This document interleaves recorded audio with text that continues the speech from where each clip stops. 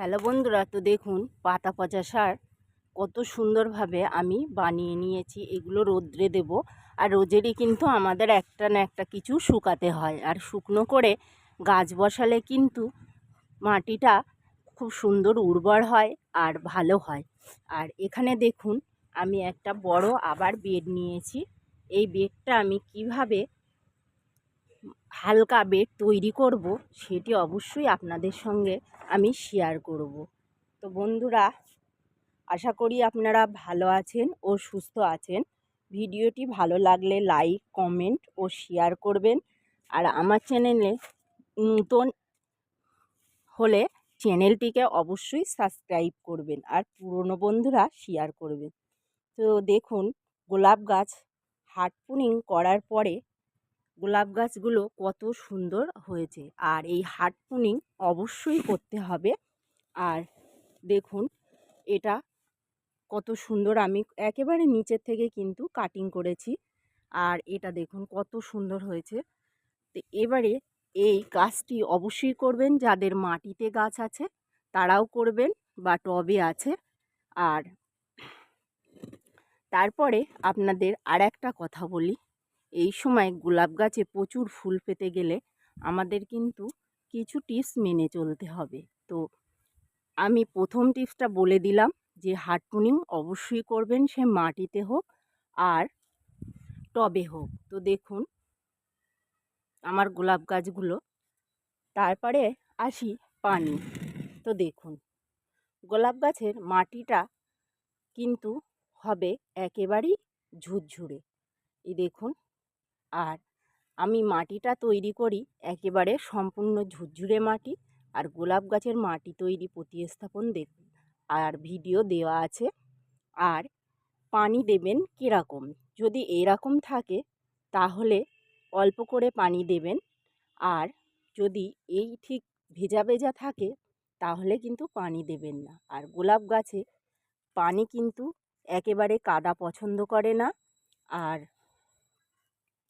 হালকা করে পানি দেবেন যেন উপরের লেয়ারটা ঠিক এরকম থাকে।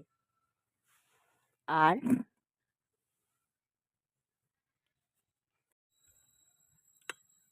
টিপস নাম্বার 3, গোলাপ গাছের মাঝে মাঝে কিন্তু এইভাবে একটু খুশে দেবেন।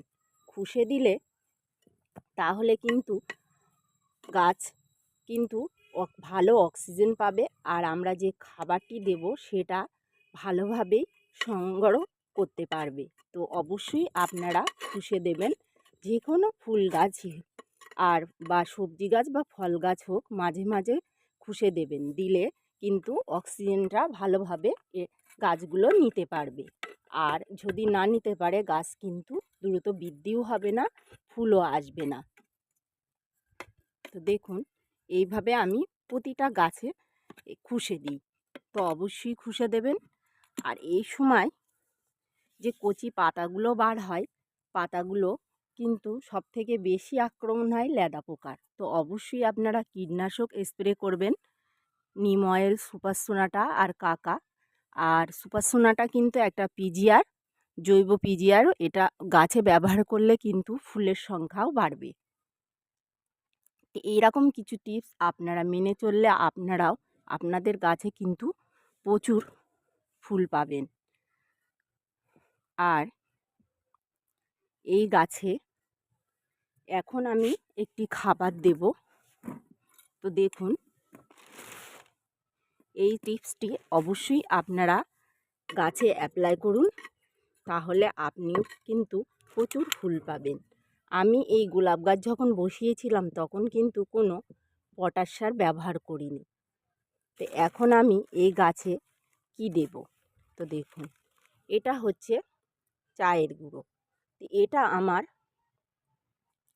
মানে চা বানানোর পরে যে চাটি, সেই চাটি আমি ব্যবহার করছি একটা গাছের জন্য 1 মুঠো। আর যারা ফ্রেশ চা দেবেন তারা অবশ্যই 1 চামচ দেবেন।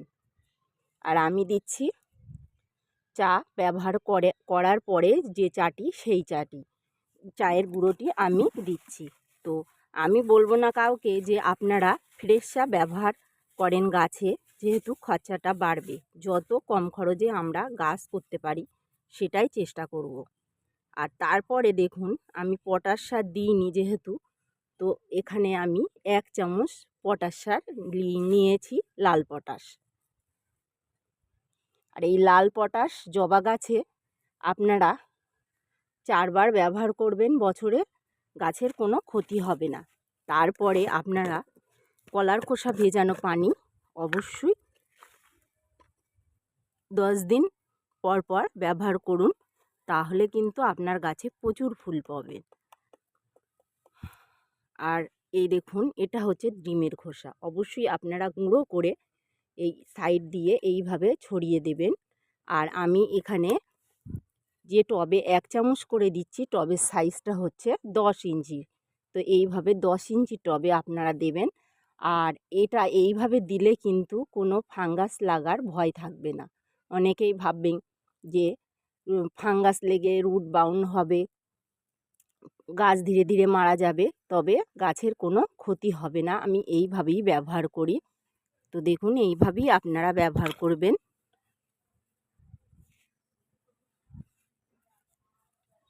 আর যাদের মাটিতে গাছ আছে তারা পরিমাণটা অবশ্যই একটু বাড়িয়ে দেবেন। আর দেখুন আমি আর একটা দেখিয়ে দিচ্ছি। আর এইভাবে গাছে খাবার দিলে কিন্তু আপনাদের গাছ থেকে আপনারা প্রচুর ফুল পাবেন। তো দেখুন এই যে দিয়েছি, দেওয়ার পরে কিন্তু একটু পানি আমরা এই গাছে দিয়ে দেব। আর অনেকের রুট মাউন্টের ভয় থাকে, তারা কি করবেন, অবশ্যই 15 দিনে একবার হিউমিক অ্যাসিড ব্যবহার করবেন গাছে, তাহলে আপনাদের রুট বাউন্ড হওয়ার কোনো ভয়ই থাকবে না। তো দেখুন অবশ্যই আমি আপনাদের এই গোলাপ গাছে পরের আপডেট শেয়ার করব যে আমার গাছে কীরকম ফুল হয়েছে। তো অবশ্যই আপনারা এইভাবেই পরিচর্যা করুন, পরিচর্যা করলে আপনাদের গাছেও প্রচুর ফুল আসবে। ভিডিওটি ভালো লাগলে অবশ্যই শেয়ার করবেন।